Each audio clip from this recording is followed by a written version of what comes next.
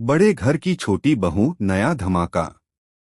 बड़े घर की चौखट पर जैसे ही चारों बहुएं वापस आती हैं, पूरा वातावरण मानो आग की लपटों में घिर जाता है। ठाकुर जी की हवेली में उस समय हर कोई अलग ही ख्यालों में खोया था। कोई सोच भी नहीं सकता था कि अहाना इतनी चालाकी और समझदारी से दुर्गा देवी को तीर्थयात्रा के लिए रवाना कर देगी और फिर वापस आकर घर में हलचल मचा देगी। शुरुआत, बहुओं की वापसी। सबसे पहले दरवाजे पर हलचल हुई। घूंघट और साड़ी में लिपटी बहुएं जब भारी भरकम सामान के साथ घर की चौखट पर खड़ी हुईं, तो सबकी निगाहें उन पर टिक गईं। ठाकुर जी ने भौहें चढ़ाकर पूछा, ये सब क्या है? तुम सब फिर वापस आ गईं? तभी पोल्टू, जो पहले से ही इंतजार में खड़ा था, अकड़ते हुए बोला, हाँ हाँ, यही तो कहना चाहता था मैं। इन्हें अब इस घर से दोबारा बाहर निकालने का वक्त आ गया है। ये सब घर के नियम तोड़ती हैं, अपनी मनमानी करती हैं। और छोटी बहू तो खुद को लीडर समझ बैठी है। अब इनका यहाँ कोई काम नहीं। अहाना का जवाब। अहाना, जो हमेशा चुप रहकर सहती रही थी, इस बार तिलमिला गई।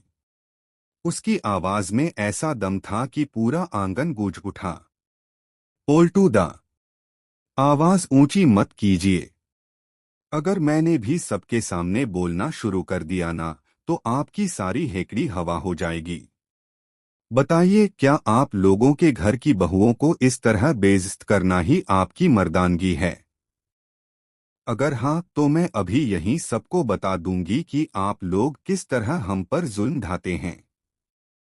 उसकी यह बात सुनते ही माहौल सन्नाटे में बदल गया।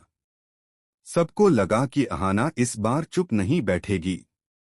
पोल्टू की चालाकी। पोल्टू ने चेहरे पर बनावटी मुस्कान लाकर कहा, देखो देखो, यही है इस औरत की असली औकात।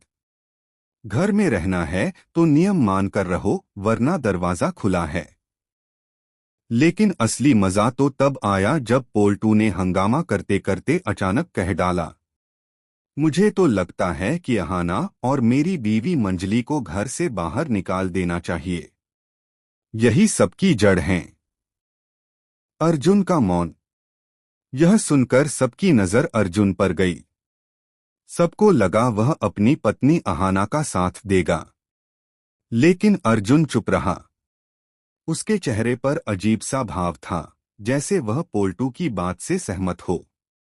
यह देख अहाना का दिल मानो हजारों टुकड़ों में बिखर गया। उसने सोचा, जिस पति पर मैं सबसे ज्यादा भरोसा करती थी, वही अगर मेरा साथ छोड़ दे तो मेरे लिए इस घर में रहने का क्या मतलब? बहुओं का फैसला। अहाना और मंजली ने अपना सामान उठाया और घर छोड़ने का निश्चय कर लिया। मीता बहू, जिसने अब तक चुपचाप तमाशा देखा था, आगे बढ़ी और बोली, अगर अहाना और मंजली जा रही हैं, तो मैं भी इनके साथ जाऊंगी। ऐसे घर में रहना जहां बहुओं की इज्जत न हो, उसका कोई अर्थ नहीं। यह सुनकर चौथी बहू भी चुप नहीं रह पाई और बोली, हम सब साथ आए थे और अब साथ ही जाएंगे। चारों बहुएं घर छोड़कर बाहर निकल गईं। घर की बदहाली। जैसे ही बहुएं गईं, घर का नजारा ही बदल गया। ठाकुर जी और चाची जी ने सोचा था कि बिना बहुओं के भी सब काम हो जाएगा।